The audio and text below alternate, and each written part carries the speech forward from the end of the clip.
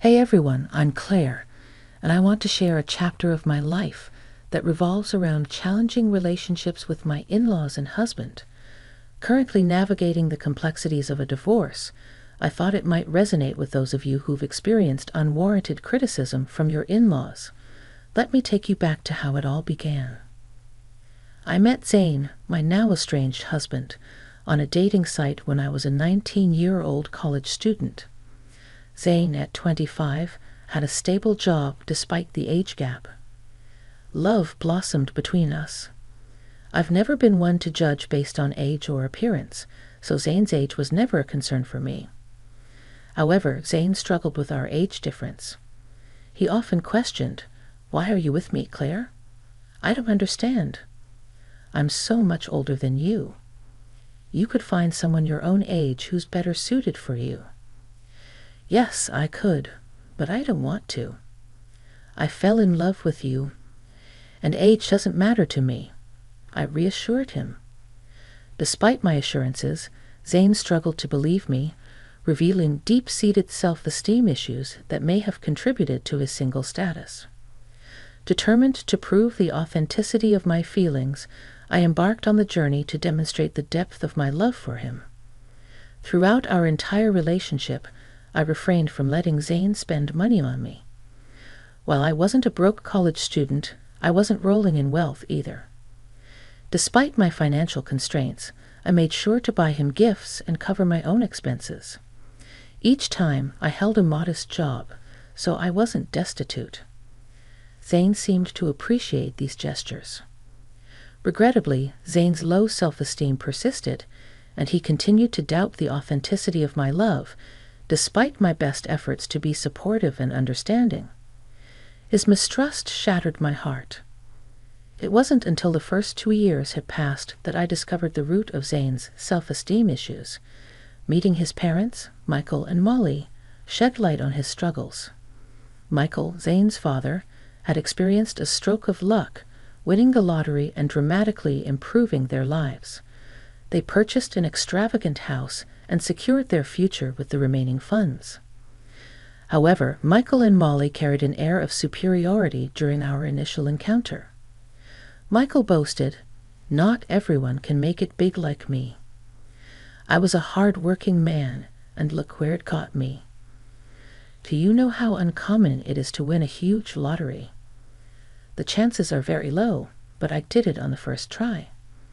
They took pride in their decision-making skills, insinuating that Zane, despite completing college, would never match their financial success. Molly hinted that Zane's previous partners were gold diggers, leaving as soon as their financial situation improved.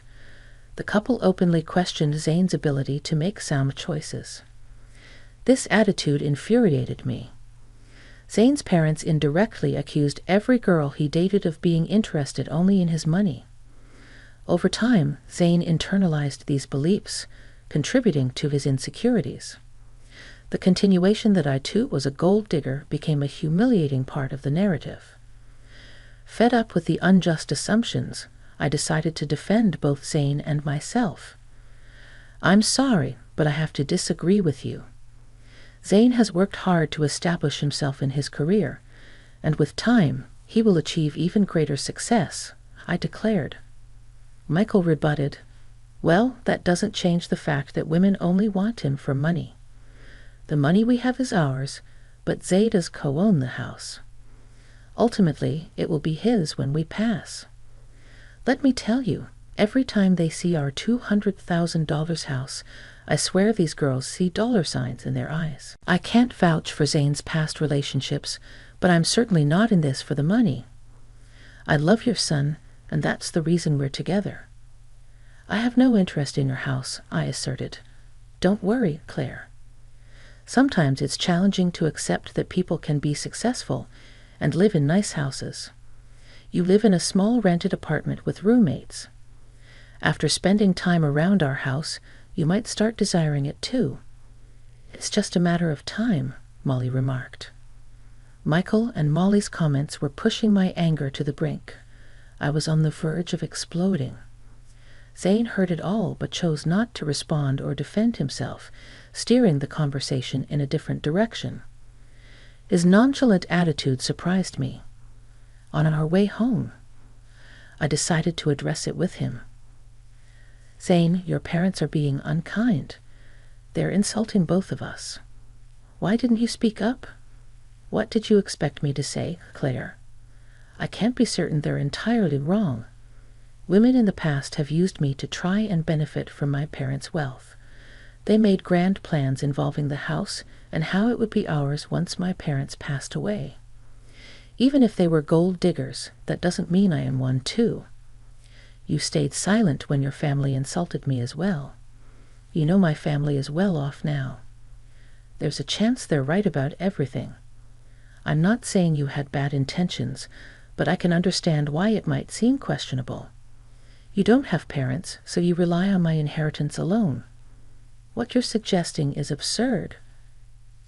Say, I've never pressured you to spend money on me.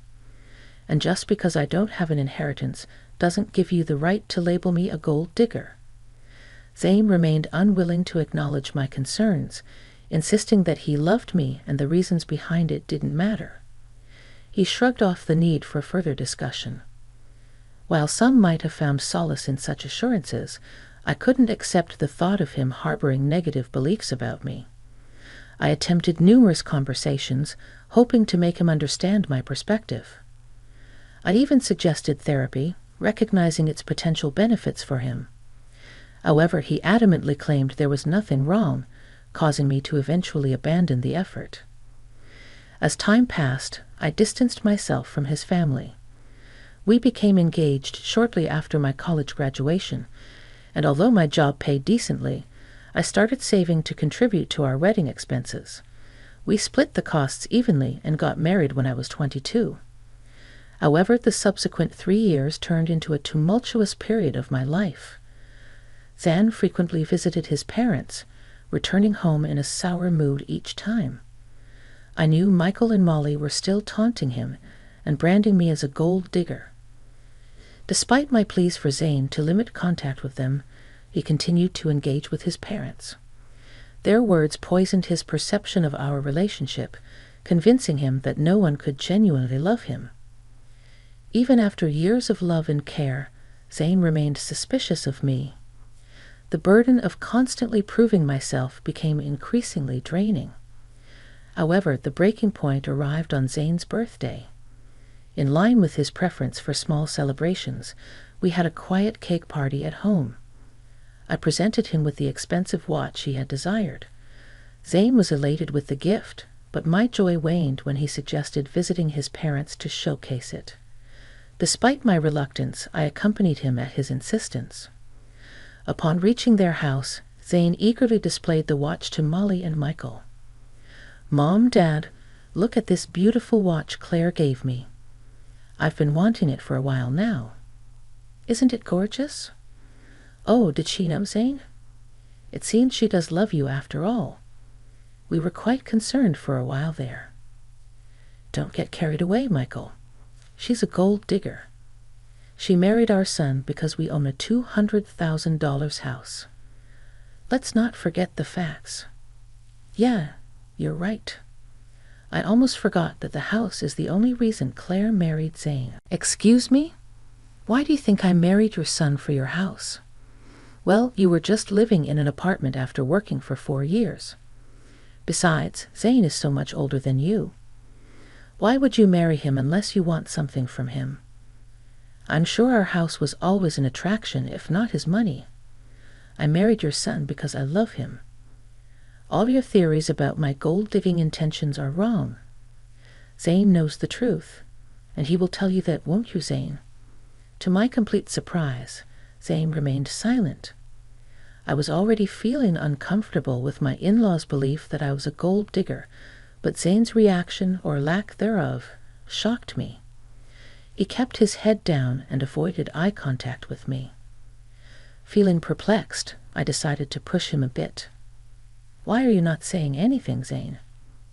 Your parents always thought I was a gold digger. How will they know the real me if you don't tell them? Why are you quiet? Tell them they're wrong." I don't know what you want me to say, Claire. I don't know if my parents are off the mark. There might be a possibility that you're after this house. Are you serious right now, Zane? You believe I married you for your assets. He's not wrong to think like that. It's suspicious that you've never considered buying a house. You haven't even discussed it with him. For someone renting a place, owning the house should have been a priority. Yeah, it should be a priority, but you've chosen not to work toward owning a house. Our place is expensive, and you can't afford something like this. Even if you tried, so you decided to marry Zane and settle here. That makes more sense to me. I mean, why would you marry me, Claire? You might have feelings for me, but I think there's more to it than just love. I found myself speechless after this exchange. All the love I had for Zane seemed to have been reduced to nothing. At the end of the day, my in-law, and even my husband, viewed me as a gold digger. While my in-law's reaction bothered me, it was Zane's response that devastated me. In that moment, I made a decision. I wanted a divorce. I didn't immediately disclose my decision to them. I waited for the right time. So when Zane and I returned to our place, I contacted a lawyer and initiated the divorce process. The lawyer assured me that the papers would be ready within a week. In the meantime, I opted to stay in a separate room. Zane assumed I was just letting off steam and had no idea of what was coming. When the divorce papers finally arrived at my parents' house, I packed my bags and left. When Zane called me in a panic, I instructed him to come to an address and bring my in-laws along. Despite his confusion, he agreed. Upon their arrival, I was waiting on the porch. They looked taken aback by the house. I said, "You must be wondering why I brought you here. It's a beautiful house, isn't it? No one can compare their house to this. It costs around $2 million in today's market. Pretty expensive, but worth the money. There's also furniture with an added value of millions. What is this place, Claire? I don't know why you have access to such a house. Why don't you guys come in so that we can talk? I can't tell you everything on my porch." "What do you mean by your porch?" I brushed off their astonishment and walked inside. They trailed behind, even more impressed by the opulence within. The owners of the house had spared no expense.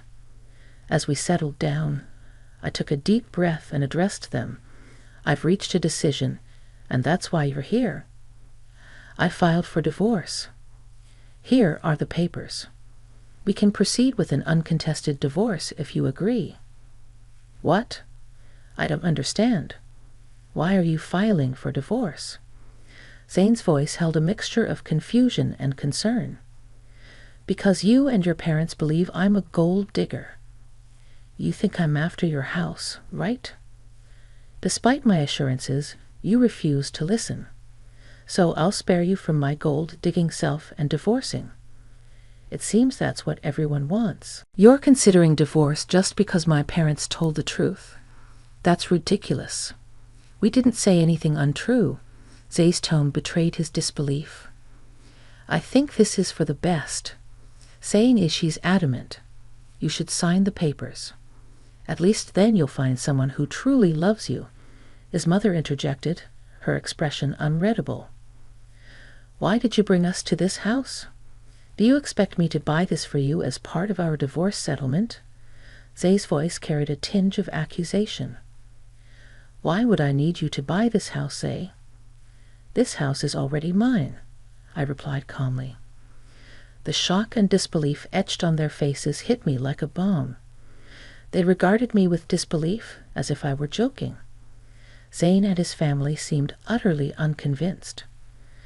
"How on earth can you afford a house like this? You're renting, and your job isn't enough to cover this. Stop lying to us," Zane's father demanded, his tone sharp with suspicion. "I'm not lying, Zay.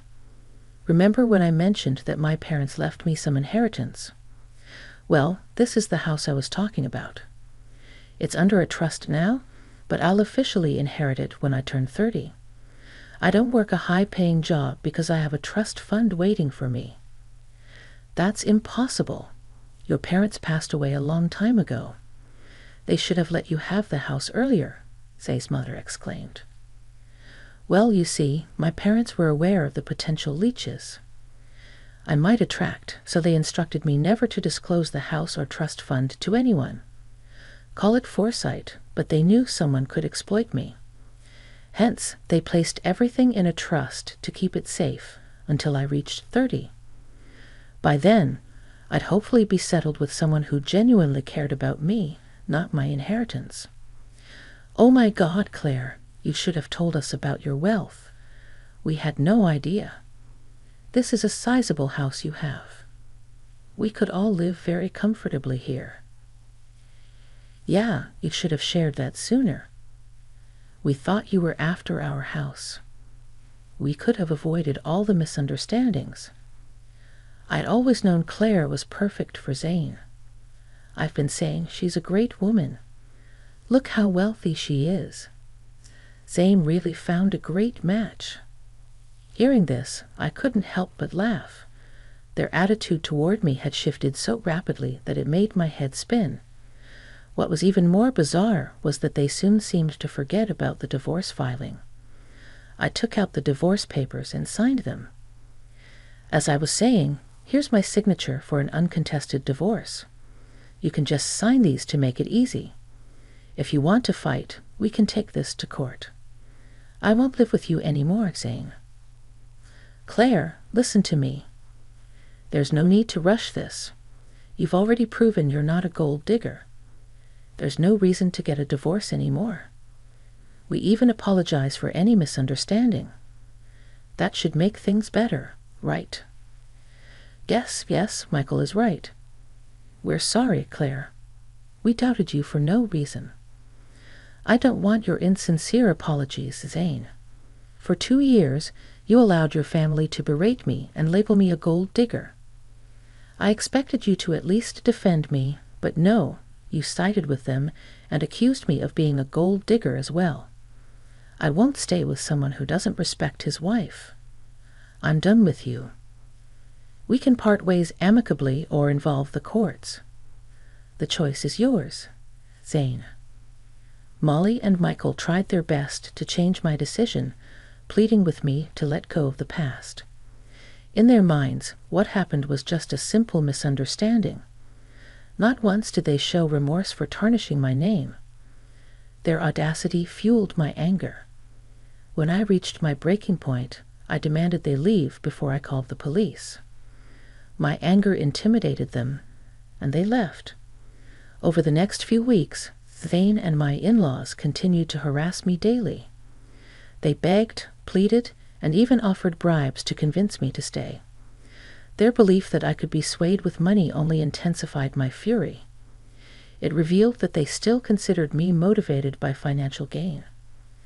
The irony was that, as Zane co-owned the house with his parents, I was entitled to half of his share.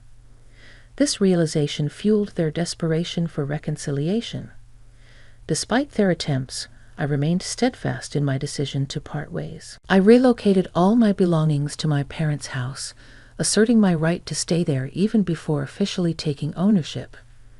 Zane and the in-laws persisted in reaching out, prompting me to change my number entirely. I wanted to avoid their constant attempts to contact me from unfamiliar numbers. Zane attempted to discuss matters at my workplace, but security was informed and asked him to leave.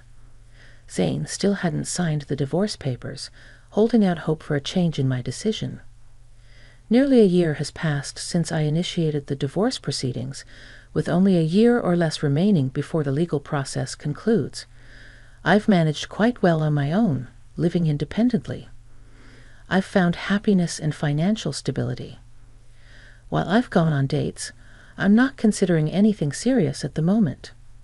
According to a cousin of Zane's, they are apprehensive about paying me my entitled share of the house. Legal fees are piling up, and their savings are insufficient. Zane is even pushing for a sale, harboring resentment toward his parents for the upheaval in his life. At this point, I simply don't care and only want to be free from that toxic family.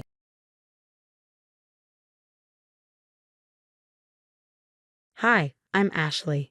You know those moments that shift the ground beneath you, where nothing is ever the same again? Mine happened in the delivery room. But let me back up. I'm a marketing executive at a tech firm. 3 years ago, I married Direk, a successful real estate agent. On paper, our life was perfect. Then I got pregnant. Ashley, dear, you really should be drinking my special pregnancy tea. It's a family tradition. Sandra, my mother-in-law, she had a habit of appearing unannounced ever since we shared the news. Every visit came with unsolicited advice wrapped in a thin veil of concern. Mom's right, Ashley. Why are you being so difficult? Karen, my sister-in-law, Sandra's ever-loyal shadow. They were a team, dissecting every decision I made. My diet, my exercise, even the nursery colors. Derek, he'd just stand there, wearing that same apologetic smile. They mean well, honey. It's just their way of showing they care. Maya, my best friend, saw right through it. Over our weekly coffee dates, decaf for me, she didn't hold back. Jazz, they're controlling her entire pregnancy. And Derek's letting them. I kept telling myself I could handle it. That it was easier to keep the peace. But as my due date loomed, the pressure mounted. Sandra insisted on being in the delivery room. I was there for all 3 of Karen's deliveries. It's tradition. I hesitated. Derek didn't. That look, the one that meant just give in, was all it took. Then the day came. 14 hours of labor, pain ripping through me, and Sandra, recording every moment on her phone. Smile, Ashley. This is a joyous occasion. Her voice felt like nails on glass. My body was breaking, and she was treating it like a spectacle. That's when I met Anna, my nurse, my lifeline. She saw my distress immediately. Mrs. Anderson, perhaps we should give Ashley some space. Sandra waved her off. Nonsense. Ashley needs family support. Another contraction. My fingers dug into the rails. A deep, guttural groan escaped me. And then, Mom's right. You're embarrassing us. Derek's voice, sharp, cold. Then his hand. The crack of skin against skin echoed through the room. Everything stopped. Anna gasped. Even Sandra lowered her phone. Maya, who had just walked in, froze, then dropped her coffee, the cup shattering against the tile. And then chaos. The emergency button. Security. Maya's voice, lethal with fury. Get them out. All of them. As they were dragged from the room, I caught Derek's expression. Not guilt. Not regret. Just anger. And that's when I knew nothing would ever be the same again. But it wasn't just the slap. It was the years of control, the manipulation, the silence. Through my tears, I made a promise to my unborn child. This wouldn't be our life. Derek had just given me everything I needed to change it. The next hour was a blur of activity. Anna, my nurse, carefully photographed my bruised cheek while another staff member documented my statement. We have security footage of the delivery room, she whispered, squeezing my hand. Don't worry about proof. In the corner, Maya was already making calls. Marcus, get here. Now, I don't care if you have to break every speed limit. My brother. My protector. He was on his way. 2 states away meant nothing. Beyond the door, Sandra's shrill voice cut through the air. It was just stress. You're making this into something it's not. The hospital administrator's voice was firm. Mrs. Anderson, your son committed assault in our delivery room. This is no longer a family matter. Derek tried to come back in 3 times. First, with flowers. Baby, I'm so sorry. You know I didn't mean it. Then, with tears. Please don't do this to our family. Finally, with threats. You're being hysterical. No one will believe you over me. Each time, security escorted him out. Maya filmed every attempt. Anna logged every word. Jennifer arrived before Marcus, my college roommate turned powerhouse family lawyer. She took one look at my face and switched into professional mode. The hospital is pressing charges no matter what you decide, but we need to talk about your options. She was laying out a legal strategy when Marcus burst in, still in his suit from the boardroom he had abandoned. His jaw was tight, his movements controlled. Where is he? His voice was dangerously calm. Jennifer stepped in. Your sister needs legal protection, not revenge. Marcus didn't argue. He started pacing, making calls. His company's legal team was already drafting documents. Meanwhile, Maya was gathering evidence. Old social media posts, carefully curated by Sandra, were now telling a much different story. Then Karen slipped in. Ashley, please, you're tearing our family apart. Derek's never been violent before. It was just the stress of becoming a father. Marcus turned, eyes sharp. The stress of becoming a father. He stepped between us. My sister is the one in labor. Get out. Maya's voice was cold. Before I show everyone the video of you laughing after he hit her. Security removed Karen as another contraction hit. Through the pain, I could hear Derek outside, performing for the nurses. I'm just so worried about my wife and baby. She's not thinking clearly. Anna checked my progress while Jennifer laid out our next steps. The hospital's report, the security footage, the witness statements, an ironclad case. But there was more than one way to destroy a man like Derek. Marcus nodded. His reputation is his career. By the time we're done, no one will buy a house from him. 2 weeks after Emma was born, our plan went into motion. The unedited hospital footage, Sandra's carefully cropped clips replaced with the full version, including Derek's threats, somehow found its way onto the real estate board's private server. Maya smirked. Right before his biggest listing presentation of the year, Marcus's tech team ensured the video landed in every board member's inbox. I was feeding Emma when my phone exploded with notifications. Karen had rushed to Derek's defense online, inadvertently confirming the video's authenticity. Within hours, local news picked up the story.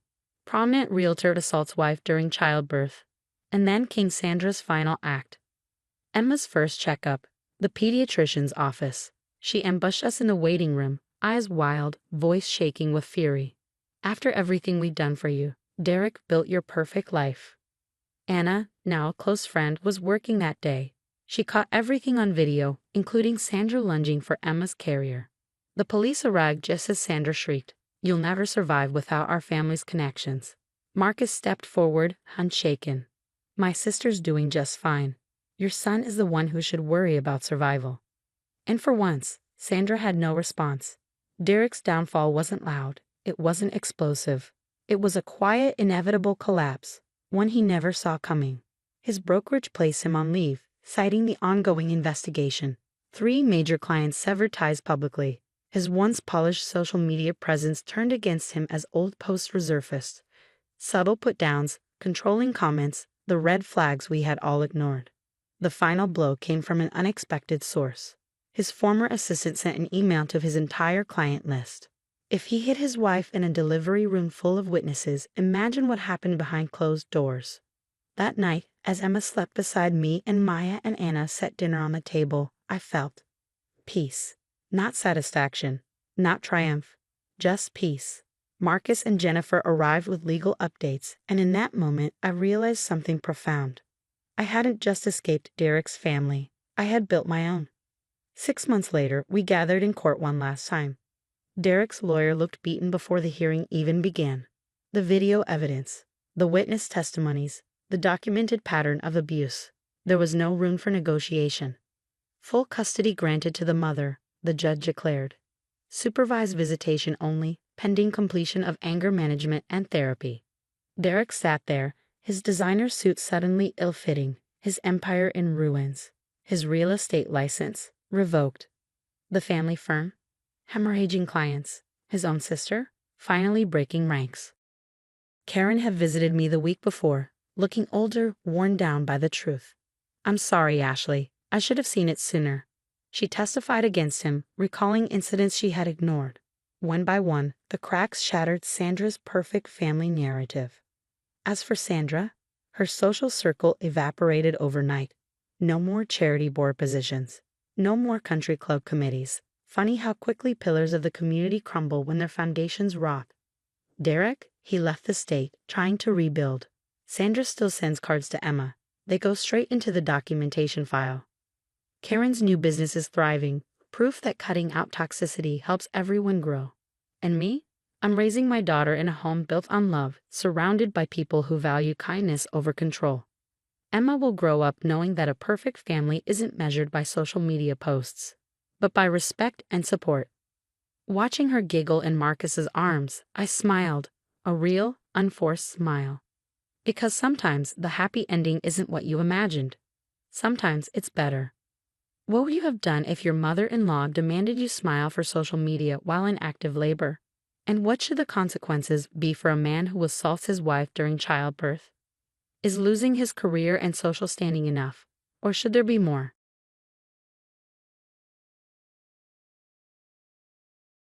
Hi, everyone. My name is Julia Anderson. I'm 28 years old and a nurse at Memorial Hospital. And this is the story of how my mother-in-law nearly destroyed my life. 2 years ago, I married Tom, the man I thought was my soulmate. We met in the ER when he came in with a minor injury from a construction site accident. He's an architect, you see. Our wedding was beautiful, despite his mother, Catherine, criticizing every detail. Darling, you really should have chosen the other venue I suggested. This one's so modest, she had said, her smile dripping with condescension. It was one of many backhanded compliments to come. At first, life was good. Tom's career was taking off, and we bought a charming house just 20 minutes from the hospital. But Catherine, who lived just 10 minutes away, began showing up unannounced. Oh, I was just in the neighborhood and thought I'd drop by. Tom works so hard, he needs proper care, she would say while casually inspecting my housekeeping. It was my best friend, Sarah, who first voiced what I was too exhausted to admit. Julia, don't you think Catherine's getting a little too involved? She asked over coffee one afternoon. Sarah, a lawyer with an analytical mind, picked up on things I tried to ignore. Tom's sister, Anne, would shoot me sympathetic looks at family dinners, but she never spoke up. Not when Catherine criticized my cooking. Not when she made passive-aggressive comments about my work schedule. A wife should be home more, Catherine would say, knowing full well I worked long hospital shifts. Then she started interfering with our finances. Tom, sweetheart, that investment I told you about, my friend's son tripled his money. The next thing I knew, Tom had drained our house renovation fund.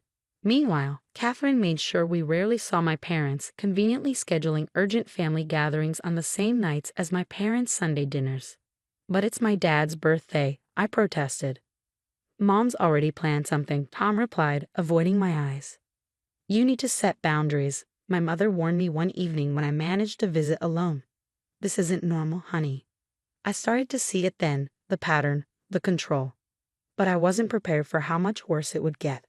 One night, after a brutal family dinner where Catherine had torn apart everything from my career to my housekeeping, Anne found me crying in the kitchen.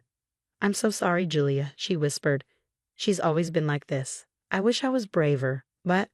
Her voice trailed off as the sound of heels echoed down the hallway. What are you girls whispering about? Catherine appeared, her perfectly painted smile not reaching her eyes.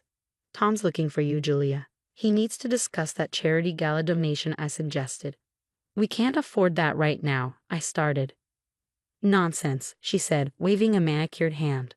Tom knows what's best for his career. Don't be so controlling, dear. I watched as my husband signed another check, right after telling me we had to postpone our vacation due to budget constraints. Sarah's words from earlier that week rang in my mind. This isn't just about money, Julia. She's isolating you. Classic manipulation tactics. I wish I had truly listened then, because what came next was far worse. It started with a fever, a cough. Working in a hospital during flu season, I wasn't surprised when I got sick. But this was different. Within days, my condition worsened into severe pneumonia. You need rest and these antibiotics, Dr. Martinez told me firmly. Take them exactly as prescribed. That was the moment Catherine announced she was renovating her house and moved in with us. Don't worry, dear. I'll take care of everything. You just rest. Too sick to fight back, I let exhaustion and medication pull me under. Time blurred. But one morning, as I reached for my pills, they were gone. Those harsh chemicals will only make you weaker, Catherine tetted. Here, drink this herbal tea. It's what I gave Tom when he was little. Panic gripped my chest. But I need my prescription. My voice was barely a whisper. I need my prescription. Catherine's expression didn't change. Instead, she sighed dramatically. Nonsense. You're just being overly dramatic. A good wife powers through illness. Days blurred together. My chest felt like it was filled with concrete, every breath a struggle. Through the haze, I heard voices outside my room. Mom says she's just milking it for attention, Tom muttered. I've seen cases like this, Tom. Some women just aren't strong enough for marriage. Remember your cousin's wife? One night, my fever raged, my body burning and trembling under the blankets. That's when Catherine entered my room. She leaned in close, her voice a deadly whisper. Listen here, you pathetic little thing. You have 3 choices. Toughen up, die, or divorce my son. He deserves better than a weak wife who can't even handle a little cold. I tried calling out for Tom. No answer. He'd taken sleeping pills. Catherine's suggestion. Of course, to help him rest despite my constant coughing. Thank God for Sarah's daily check-ins. When I didn't respond for 24 hours, she used her spare key to get inside. Jesus Christ, Julia, her voice cut through the fog. Where are your meds? She's burning up. The next thing I knew, I was in the hospital. Familiar doctors and nurses hovered over me, their expressions grim. Severe pneumonia, dangerous progression. Where was the prescription? Sarah was there when I woke up properly. Her face was tight with fury. They found your pills, she told me, voice shaking. Hidden in Catherine's guest room, mixed in with her stuff. From the hallway, I heard Catherine's voice, smooth, measured, full of fake concern. My son's wife is clearly unstable, imagining things in her delirium. Tom, you need to consider your options, she added, her voice dripping with manipulation. And then, the final betrayal. Mom's right, Julia, Tom said, his voice dull. You're not thinking clearly. She's been taking care of you. I forced myself to sit up, every muscle screaming in protest. Taking care of me? My voice was raw. I almost died. See how hysterical she's being.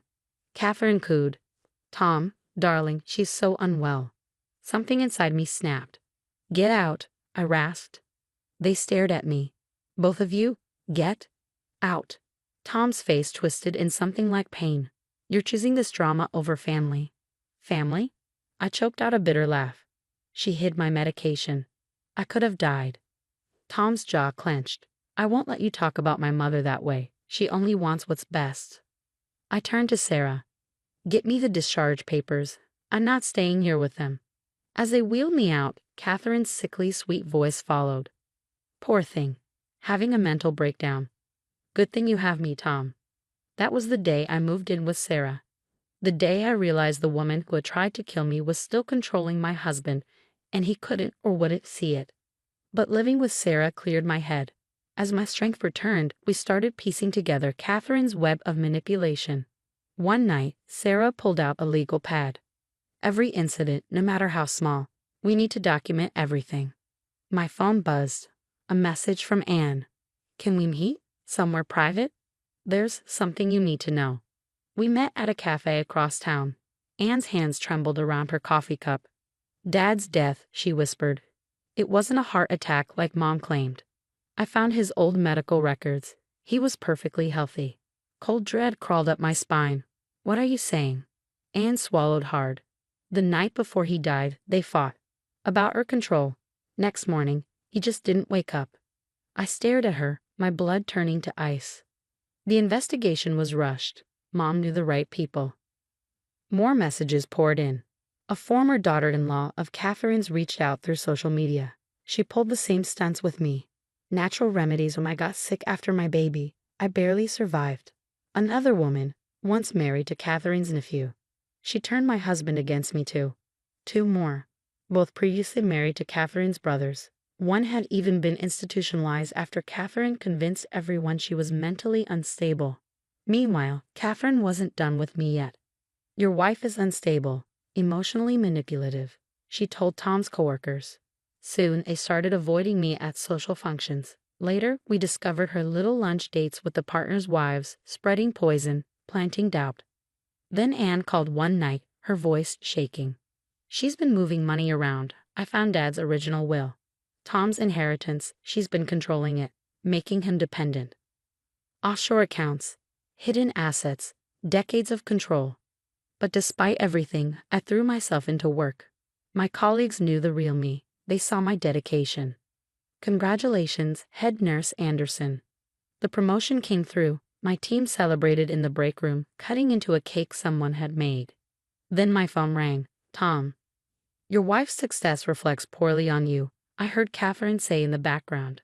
A husband should be the primary achiever. She's emasculating you. The next morning, a text from Tom.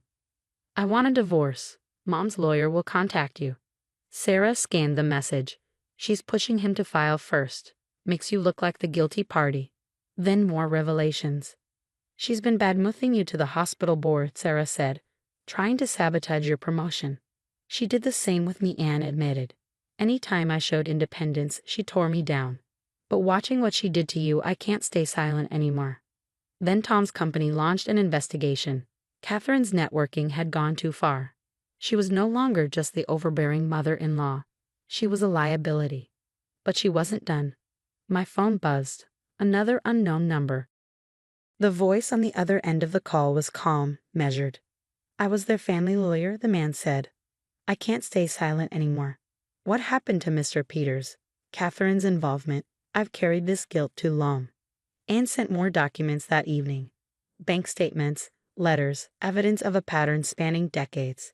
Catherine hadn't just controlled people. She had controlled their futures, their finances, their very existence. The next day, she cornered me outside the hospital. Her voice was venom. You'll regret this. I met her gaze, unshaken. Your threats don't work anymore. She stepped closer. No one leaves my son. No one exposes my family. I smiled coldly. I'm not dying or divorcing on your terms. She didn't realize it yet, but her empire was already crumbling. And then it all unraveled, faster than anyone expected.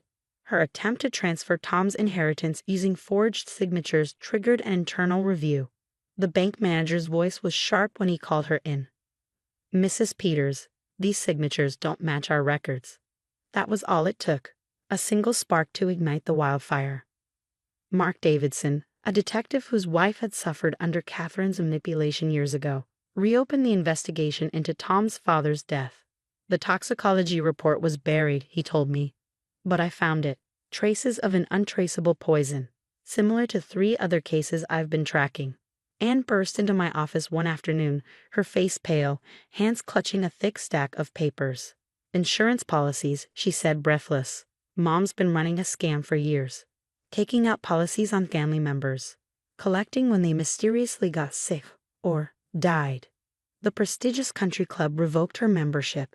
Charity boards cut ties. Former friends crossed the street to avoid her. And then there was Tom. He showed up at Sarah's door, his face gaunt, shoulders slumped. I've been such a fool, he whispered. All these years, watching her destroy everyone. And I let her. I met his eyes, steady and firm. It's too late, Tom. I've moved on. Catherine's arrest made the local headlines. Insurance fraud. Financial manipulation. The investigation into her husband's death ongoing. At the sentencing, Sarah leaned in, whispering, 5 years minimum. All her assets frozen. I heard she ended up in a cramped 1-bedroom apartment on the wrong side of town.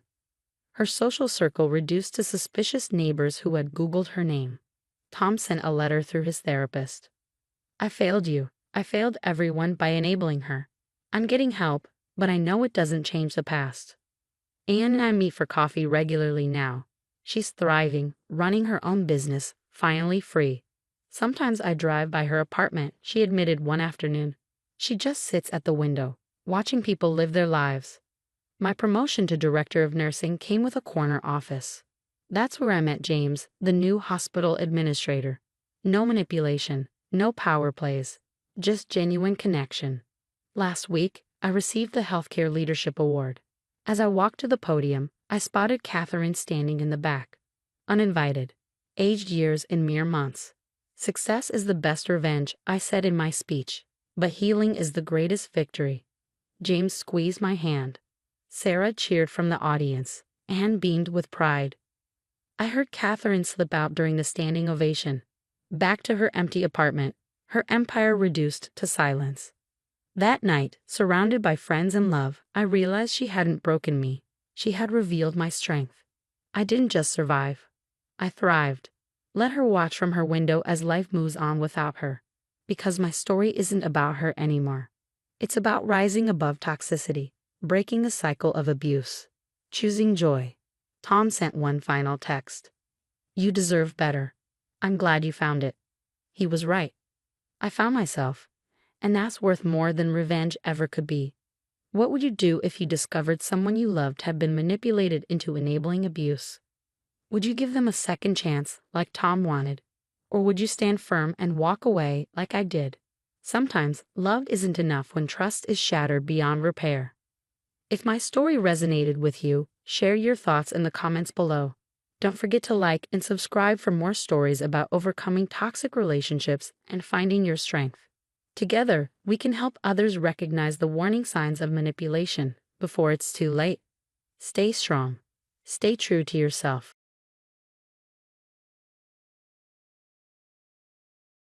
Hi, I'm Amy, and trust me, you won't want to miss how this story ends. 3 years ago, life was perfect. I had just landed my dream job as a senior software engineer at Tech Solutions, married my college sweetheart, Derek, and moved into our dream house in the suburbs. My brother James loved teasing me about living the so-called American dream. Look at my baby sister killing it. Next thing you know, it'll be a white picket fence and 2.5 kids. Very funny, James. Maybe focus on your own love life for once. My best friend, Sarah, was just as thrilled. During our usual coffee catch-up, she gushed over my wedding photos for the 100th time. Girl, you and Derek looked absolutely perfect together. Barbara, my mother-in-law, was just as pleased, though with her, it was more about Derek. Amy, darling, you must let Derek handle the finances. Men are just better with numbers. I nearly choked on my coffee. Barbara, I literally write code for banking systems. Thank God for Emma, Derek's sister. She rolled her eyes. Mom, stop. Amy's probably better with money than all of us combined. If only I had seen the warning signs sooner. It started small. Derek questioning my purchases despite the fact that I earned more than him. $150 at Target. What could you possibly need? Groceries, and some office supplies for work. You should run these things by me first. Then came the joint account drama. We should combine everything. That's what married couples do. I agreed, partially. We merged our regular checking accounts, but I kept my personal savings separate. That's when things got weird. He started checking our joint account daily, questioning every transaction. One night, after a brutal day at work, I caught him going through my phone. What are you doing? Just trying to find that receipt you mentioned on your banking app. Even Sarah noticed the shift. Amy, is everything okay? Derek seems different. He's just stressed about work. Are you sure that's all it is? I hesitated before finally confiding in her. I've been putting aside 20% of my salary. Just in case. Smart girl. Does Derek know? No, and I'd like to keep it that way. Emma picked up on it too. During a family dinner, she pulled me aside while Derek was deep in conversation with Barbara. Hey, you okay? I've noticed Derek's been weird about money lately. That obvious. Let's just say I recognize the behavior. Keep your guard up, okay? I had no idea how much worse things were about to get. But at least I had my safety net, $50,000 tucked away where Derek couldn't touch it. Sometimes a little paranoia pays off. Then came the night that changed everything. A quiet Sunday dinner, lasagna fresh out of the oven. And then Derek dropped the bomb. We need to talk about combining all our accounts. We already discussed this. My savings stay separate. Come on, Amy. Don't you trust me? I'm your husband. This isn't about trust. It's about independence. His fist hit the table, making the silverware clatter. Independence? We're married. There's no such thing as separate money. Lower your voice. What's really going on here? His eyes darkened. I need access to that account. Now. Something in his voice sent a chill down my spine. Why, Derek? What's so urgent? My savings. That's when he confessed. I owe some people money, important people. My stomach dropped. What people? How much? He hesitated. About 70,000. The air left my lungs. Gambling. Just give me your savings. I can win it back. I stared at him. You're insane if you think I never finished the sentence. The plate flew past my head, shattering against the wall. A sharp sting, warmth trickled down my cheek. I stood frozen. Blood dripped onto my shirt. Derek's eyes widened. Look what you made me do. If you just cooperate. I bolted. Straight to the bathroom. Locked the door with shaking hands and dialed Sarah. I need help. Can you come get me? Amy? What happened? Are you okay? He threw a plate at me. I'm bleeding. Her voice turned sharp. Take pictures. Document everything. I'm on my way. But before Sarah arrived, someone else did. Barbara. Derek must have called her. She banged on the door. Amy, open this door. Stop being dramatic. Dramatic? He could have killed me. If you weren't so selfish with your money, this wouldn't have happened. Emma's voice cut through. Mom, stop. Amy, it's me and Sarah. Please open up. I cracked the door just enough for Sarah to slip inside. She didn't hesitate. Her phone was out, snapping pictures of my face. Emma whispered urgently. Listen to me. His ex-wife, Jenny, she didn't leave him for another man like he claimed. He drained her accounts, destroyed her credit. She had to move back in with her parents. I swallowed hard. Sarah helped me clean up while I called James. What do you mean he threw a plate at you? I'll kill him. No, James. I need somewhere to stay. Pack a bag. I'm coming to get you. Sarah glanced at me. He's still out there. Emma and I will handle Derek. You slip out through the bathroom window. James can pick you up at the corner. From the kitchen, Derek and Barbara's voices grew louder. She's overreacting. I didn't mean to. Shut up, Derek. You're lucky if she doesn't press charges. I reached under the sink, grabbing the emergency bag Sarah had insisted I pack months ago. Passport, cash, essentials. My hands trembled as I unlatched the window. Your sister always was a gold digger, Barbara spat at Emma. Our brother-in-law is an abusive gambling addict, and you're defending him. Their voices faded as I climbed out. James was waiting, engine running. Get in. You're staying with me until this is sorted out. As we pulled away, my phone vibrated nonstop. Derek. Baby, I'm sorry. Please come back. We can work this out. I turned off my phone. There was no going back. At James's house, my hands shook as I logged into our bank accounts. No. That's impossible. James peered over my shoulder. What's wrong? He cleaned out everything. Our joint savings, checking, even our vacation fund. Almost 40 grand. Gone. James grabbed his phone. I'm calling the police. 2 officers arrived within the hour. Officer Martinez took photos of my face while Officer Chen asked questions. When exactly did the incident occur? Around 6. I have photos, time-stamped. Then Sarah and Emma arrived, bringing something else with them. Emma pulled out her phone. I've been documenting Derek's behavior for months. Screenshots, weird messages, recordings of him yelling about money. And look at this. Jenny sent me everything. Bank statements, credit reports, all showing the same pattern of financial abuse. Sarah turned to the officers. Can we submit these as evidence? Officer Chen nodded. Absolutely. This helps establish a pattern. Then my phone buzzed. Barbara. How dare you humiliate my son like this? He provides everything for you, you ungrateful little. Emma scoffed. Mom's telling everyone you're a money-hungry liar trying to ruin Derek's life. She's even calling your job. What? My stomach twisted. Sarah didn't hesitate. I'm calling Mark from HR. 20 minutes later, Mark confirmed new security measures. Derek won't get near you at work. His photo is already distributed to security. You take all the paid leave you need. Work remotely. We've got your back. Officer Martinez returned with paperwork. Here's your temporary restraining order. He can't come within 500 feet of you or your workplace. What about the money he stole? Document everything for your divorce lawyer. Sarah smirked. Already handled. My cousin Anna is the best divorce attorney in the state. She's meeting us tomorrow. Then another text from Derek.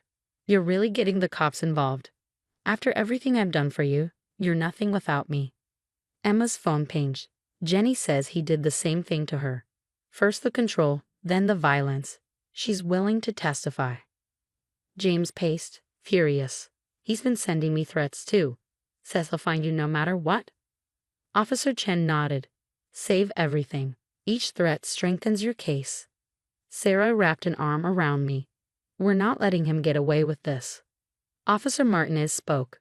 The hearing for a permanent restraining order is next week.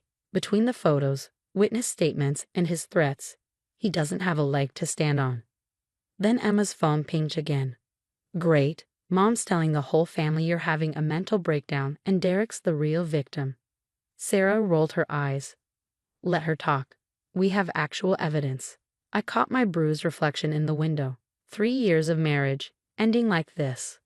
But as I looked at the people rallying around me, I realized something. I wasn't alone. And Derek? He had no idea what was coming.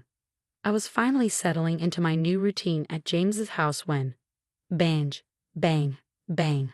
The pounding at the door jolted me awake. 2 a.m. Amy, I know you're in there. Just give me 5 minutes. James grabbed his phone. I'm calling 911. You're ruining everything. Derek's voice was raw, desperate. All I need is the money to fix this. Headlights flooded the driveway. Sarah's car. She had been staying over that week. She stepped out, voice sharp. Step away from the door, Derek. Cops are already on their way. Derek spun toward her, rage twisting his face. You turned my wife against me, you meddling. Then, sirens. 2 patrol cars screeched to a halt. Hands where we can see them. They cuffed him just as Barbara's car screeched to a stop. What are you doing to my son? She shrieked, stumbling out. Amy, stop this madness. Officer Chen stepped between us. Ma'am, step back. Your son violated a restraining order. Derek thrashed as they loaded him into the squad car. Amy, you can't do this to me. But I already had. The courthouse. The next morning, Anna laid out our case with ruthless efficiency: assault, harassment, financial abuse, violating a court order. He's looking at serious time. Barbara cornered me outside the courtroom, her voice low and urgent. He's your husband, Amy. You can't do this to him. I met her gaze. Like he did to Jenny. Her lips thinned. That was different. Emma stepped between us. Save it, Mom. I'm testifying against him today. Inside, Emma's words cut like knives. He bragged about bankrupting Jenny. Said any woman who wouldn't share her money didn't deserve to keep it. Derek's face turned purple. You're my sister. How could you? Emma didn't even blink. You threw a plate at her head. How could you? The judge wasn't impressed by Derek's tantrum. Mr. Thompson, control yourself, or I'll have you removed. By afternoon, the verdict was in. Derek got 18 months for assault and violating the restraining order. His company fired him the same day. Turns out, they had a zero-tolerance policy for domestic violence convictions. Outside the courthouse, Barbara made one last attempt. He's getting help. Anger management, gambling addiction therapy. Just talk to him. I smiled coldly. Like Jenny talked to him. No thanks. 3 months later, the divorce was finalized. Anna shredded his pathetic attempts to claim my savings. The separate account, never marital property, and with the documented abuse, I got everything. The house, my full savings. Half of what he stole from our joint accounts. Sarah hosted a freedom party at her place. James, Emma, even Jenny came. Sarah lifted her glass. To Amy, who saved herself and got justice. Jenny hugged me tight. Thank you for doing what I couldn't. You survived him. That's what matters. Emma glanced at her phone and laughed. Mom's posting Bible quotes about forgiveness again. James smirked. How's Derek enjoying prison? His cellmate doesn't appreciate his temper tantrums as much as Mom did. Laughter filled the room, warm and unshakable. I looked around at the people who stood by me. My brother, who gave me shelter. My best friend, who never doubted me. My sister-in-law, who chose truth over family loyalty. Jenny, whose warning helped save me. I couldn't have done this without you all. Sarah refilled our glasses. To freedom, justice, and keeping our own damn money. As we toasted, I felt something I hadn't in years. Peace. Derek thought he'd break me. But all he did was make me stronger.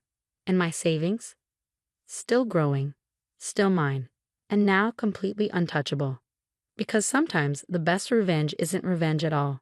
It's living well, with a restraining order and a great support system. What would you do? If you discovered your spouse was tracking your finances and hiding a gambling addiction, how would you handle it? Was Amy right to keep her savings account secret from the beginning, or should married couples always have complete financial transparency? Let's talk in the comments. I'd love to hear your thoughts. And if this story resonated with you, don't forget to like, subscribe, and hit the notification bell to hear more real stories about overcoming toxic relationships.